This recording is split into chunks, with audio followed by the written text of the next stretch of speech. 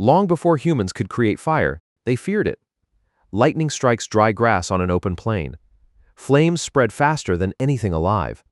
Animals scream and run. The horizon turns red. For your earliest ancestors, fire probably looked like the end of the world. So they ran from it. For a long time, that was the only relationship humans had with fire. Then something changed. After a wildfire died out, some early humans crept back in, and they found animals. Already cooked, already soft, already warm.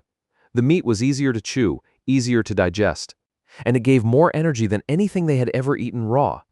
That discovery didn't look like much, but it was the beginning of everything. At first, humans didn't know how to make fire. They only knew how to steal it. A burning branch from a wildfire, carried back to camp, protected, fed with wood, kept alive for days, sometimes weeks. If it died, they might wait months before nature made another one. So ancient humans guarded fire like nothing they had ever owned before. Because warmth had never been portable. Safety had never been portable. Light had never been portable. Fire was all three at once. And something unexpected began happening around those flames. Humans started sitting together at night, talking, sharing food, watching the darkness together instead of hiding from it alone. For the first time in history, the day didn't end when the sun disappeared. Fire gave humans the night. And that changed us in ways we are still only beginning to understand. The oldest controlled fire ever found is inside Wonderwork Cave in South Africa, 1 million years old. Burned bones, burned plant material. Ash layers in a context that makes accident impossible. Someone sat inside that cave and kept a fire burning. Intentionally. Deliberately. 1 million years ago. Everything that came after, every city, every tool, every idea you have ever had, traces back to that cave. But knowing how to keep fire is not the same as knowing how to make it. That came later. Between 400,000 and 1 million years ago, humans crossed a different line entirely. They stopped preserving fire and started creating it. Friction.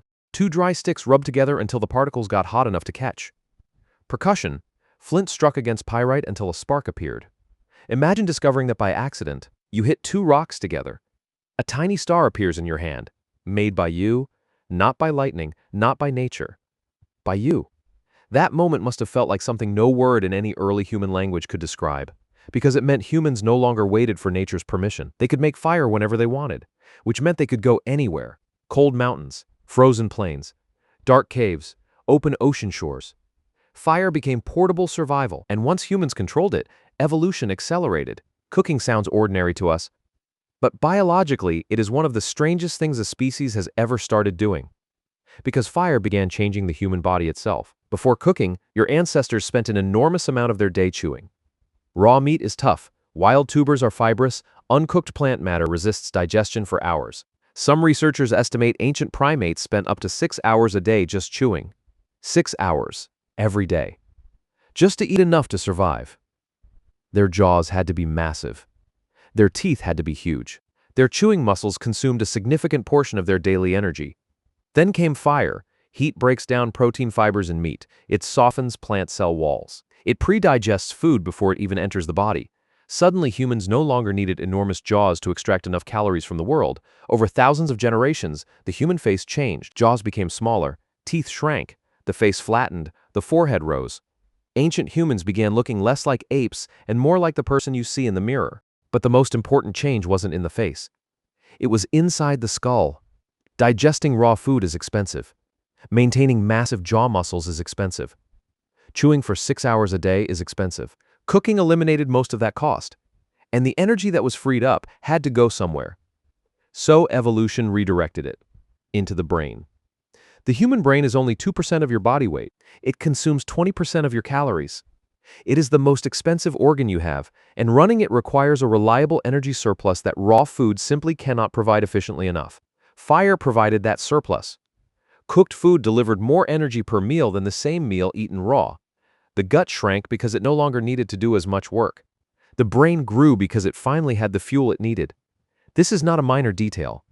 This is the mechanism. Fire and cooking are why your brain is the size it is. Without that campfire 1 million years ago in South Africa, there is no modern human intelligence. There is no language, no art, no civilization, no you. But fire didn't just build the brain. It built the night. Before fire, darkness controlled human life. After sunset, I-4 ancestors were nearly blind and completely vulnerable. The predators that hunted them, leopards, cave hyenas, cave lions, could see perfectly in the dark. When the sun went down, the only option was to hide and stay still until morning. Fire ended that. A campfire creates a safety circle roughly 30 feet across. Inside that circle, predators will not enter. The firelight marks a boundary that the animals learn to respect. And inside that boundary, humans had something they had never had before. Extra hours. 2 to 4 hours added to every single day. Hours of safety. Hours of warmth. Hours of light. Over thousands of generations, those extra hours became something enormous. Anthropologist Wiessner spent years recording conversations among the Jew-Honsi Bushmen of the Kalahari, one of the last groups still living close to the original human lifestyle. During the day, 80% of conversations were practical. Who is hunting where? Which plants are ready? Disputes, logistics, plans, but at night, around the fire, everything changed. 81% of nighttime conversations were stories, myths about ancestors, tales of distant places, explanations of how the world began. Jokes that made the whole camp laugh. The fire didn't just extend the day, it created an entirely new kind of time. Time that wasn't about survival, time that was about meaning. Wiessner argued that firelight conversation is where human culture was born. The campfire was the first theater, the first classroom, the first place where humans sat together and built a shared understanding of who they were. Religion, history, identity, art. All of it has its roots in what happened when people sat around a fire in the dark and talked. Fire also changed where humans could live. Without fire, humans are essentially tropical animals. Our skin burns in direct sunlight. Our bodies cannot regulate temperature in cold environments. We have no natural protection against winter. With fire, we could go anywhere. Wherever you can find fuel, wood, bone, dried dung, you can make fire. And wherever you can make fire, you can survive. The human migration out of Africa would not have been possible without fire. You cannot cross a northern winter without heat. You cannot sleep on frozen ground without warmth. You cannot eat unfamiliar animal matter safely without cooking it first. Every human who ever lived in a cold climate exists because their ancestors learned to carry fire with them. And fire didn't just let humans survive new environments. It let them reshape them. Humans used fire to clear forests and create grazing land that attracted prey animals. They used fire to harden the tips of wooden spears. They used fire to cook clay into pottery. Eventually, they used fire to melt metal from stone. Every major technology in human history traces back to fire. The wheel was shaped with fire. Metal was made with fire. The engine runs on fire. The electricity powering the screen you're reading this on is, in many cases, still produced by fire. We never stopped using it. We just got better at hiding it. There is one last thing fire changed: how we sleep. The natural human sleep pattern, confirmed by historian Roger Ekert's research and by sleep studies conducted in the 1990s, is not one continuous block. It is 2 phases. First sleep of roughly 4 hours. Then 1 to 2 hours of quiet wakefulness in the middle of the night. Then second sleep of 4 hours until dawn. In the wakeful period between the 2 sleeps, people lay still and thought. Dreams were fresh. The world was quiet. The fire needed tending. Researchers who recreated this sleep pattern in laboratory conditions found that participants entered a state unlike any normal waking state. Elevated prolactin, a calm, meditative quality, almost trance-like.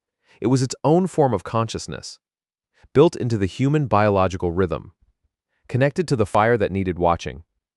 Lost when electric light made the night irrelevant. Modern insomnia, waking at 2 in the morning, lying unable to sleep, may not be a malfunction. It may be the oldest human experience still trying to assert itself.